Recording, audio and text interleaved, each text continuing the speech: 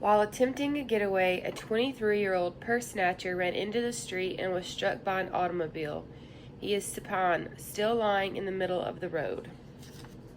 All right, BSI, scene safe. Scene is safe. What's my mechanism of injury? Hit by a car. Number of patients. 1. I'm going to call for additional resources. They are on the way. And at this point, I'm going to have my partner hold C-spine in neutral inline position. My general impression seems to be a 23-year-old male lying supine in the middle of the road.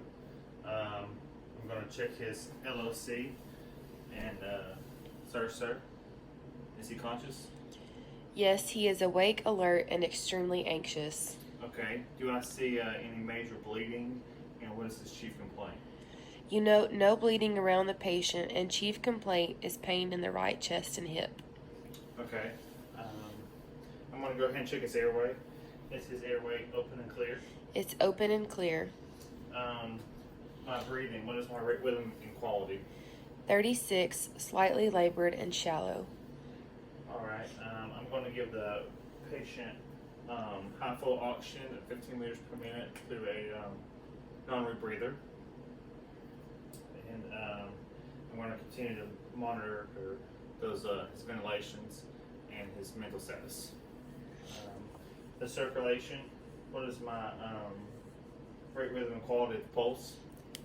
Radial pulses are 130, weak, and rapid.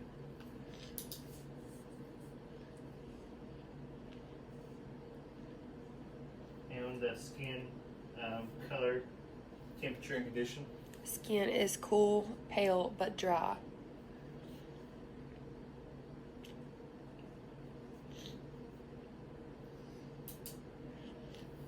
Okay, I'm going to go ahead and initiate some shock therapy. So I'm going to elevate his legs and cover him with a blanket. I'm going to check head to toe for any major bleeding. None noted. All right, at this point, even though he is conscious and alert, due to the nature of the injury, he's going to be a load and go patient. Now I'm going to have another first responder, a firefighter, or EMT obtain baseline vitals and a sample history if possible. BP is 90/60, pulse 130 and weak, respirations 36, labored and shallow.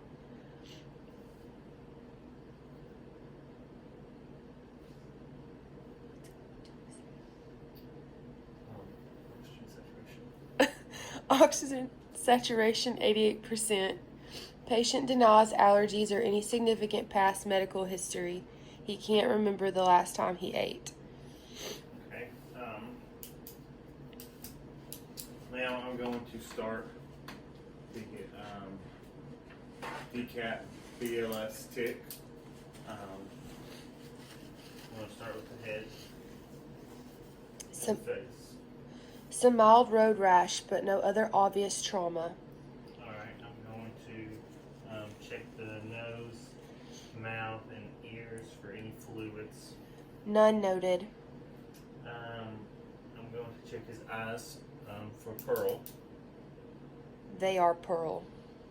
Okay, I'm going to move down to the neck.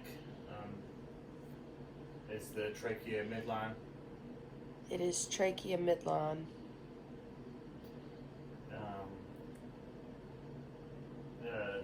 Is there any JVD? Neck veins are visible but not distended. I'm going to check the back of the neck for any step-offs. None noted. Okay. I'm going to palpate the collarbone. It appears intact. Alright, at this point I'm going to go ahead and attach a C-collar. Now I'm going to move down to the chest. I'm going to palpate the chest, check the sternum, the ribs. You note bruising and abrasions with multiple areas of point tenderness. Okay, I'm going to also take breath sounds Apex, apex, base to base. The right side sounds somewhat diminished, but the patient seems to be having difficulty breathing deeply due to pain, so you have trouble hearing breath sounds. Okay, noted. I'm going to move down to the abdomen. I'm going to palpate the abdomen. Bruising and abrasions with tenderness on the right lateral side of the belly. No distension. Okay, I want to palpate the pelvis. Bruising and abrasions on the right side with severe pain on palpation and instability. Okay, I'm going to check the genitals for any blood or priapism. None noted. Okay, I'm going to palpate his legs and check for PMS. Road rash noted mostly on right leg, but no obvious bleeding or deformities. Okay, and I'm going to check the arms.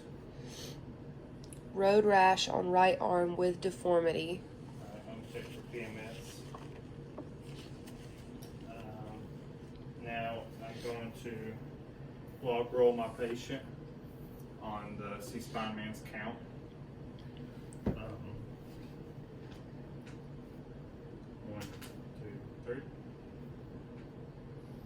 Okay. As I'm holding the shoulder, I'm going to check the back of the spine.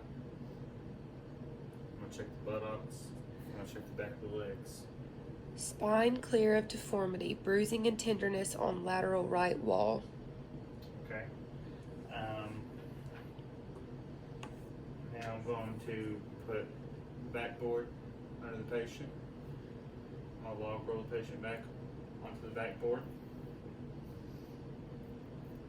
Adjust the patient to the backboard. We'll put the chest strap first, then waist, legs, and head strap. And then we're going to load the patient into the ambulance where we start 2 large bore IVs with a 250 milliliter crystalloid bolus to maintain perfusion.